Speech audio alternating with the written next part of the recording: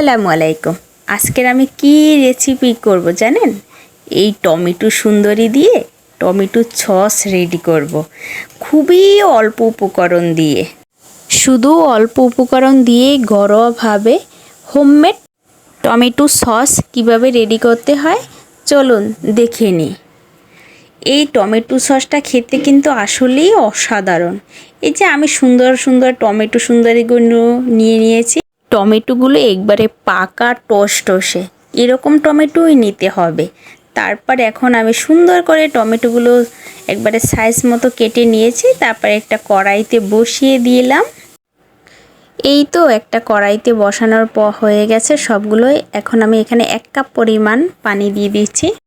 তারপর আমি এখানে চুলায় বসিয়ে দিলাম এই সেদ্ধ করার জন্য।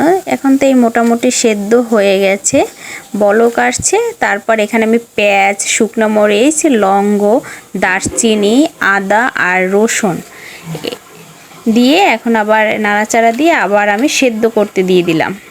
প্রায় আমি 20 মিনিটের মতো আবার সেদ্ধ করে নিয়েছি। এই তো দেখেন আমার আলহামদুলিল্লাহ সেদ্ধ হয়ে গেছে।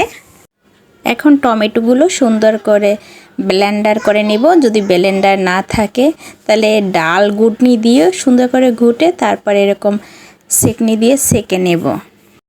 এরকম অল্প অল্প করে ঢেলে একবারে সুন্দর করে একটা চামচের সাহায্যে সুন্দর করে নাড়াচাড়া দিলেই একবারে নিচে পিউরিটা পড়ে যাবে। এরকম অবশিষ্ট যেগুলো থাকবে সেগুলো আমরা সব ফেলে দেব।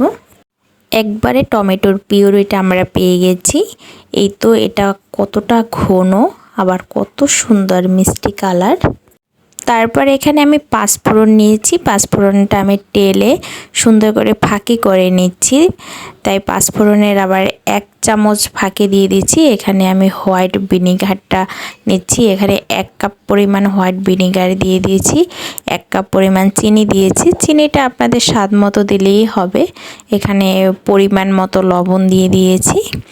এখন একটু নাড়াচাড়া দিয়ে 2 টেবিল কর্নফ্লাওয়ার একটা বাটিতে নিয়ে ওখানে হোয়াইট ভিনিগার দিয়ে গুলে তারপর আমি এখানে দিয়ে দিলাম। এখন একটু নাড়াচাড়া দিয়ে সব কিছু আমার মিক্স হয়ে গেছে। এখন আমি চুলায় বসিয়ে দিয়েছি। চুলায় বসানোর পরে বারবার নাড়াচাড়া করে দেখতে হবে, নয়তো কড়াইতে লেগে যাবে। এরকম সুন্দর করে আস্তে আস্তে মিডিয়াম লোতে রান্না করা হয়ে গেলে, একটু ঘন হয়ে গেলে, এই যে এভাবেই পারফেক্ট হয়ে গেলেই বুঝতে পারবেন নিজেরাই। তারপর চেক করার জন্য আমি এখানে একটা পিরিচ নিয়েছি। পিরিচটা একটু 1 ফোঁটা দিয়ে এবার একটু কাইট করে দেখলে যদি দেখা যাচ্ছে যে একটু পড়ে না, তাহলে বোঝা যাবে এটা পারফেক্ট হয়েছে। তারপর এখানে আমি কাঁচের ঝাড়গুলোতে সসটা ঢেলে নিচ্ছি। এই তো আলহামদুলিল্লাহ আমার সস রেডি হয়েছে। কেমন হয়েছে অবশ্যই ভিডিওটা তোমরা জানাবা। আর সসটা খেতে কিন্তু অসাধারণ হয়েছে। যারা যারা আমার ভিডিওটা দেখেছেন সবাইকে অসংখ্য ধন্যবাদ। সবাই ভালো থাকেন, সুস্থ থাকেন। আসসালামু আলাইকুম।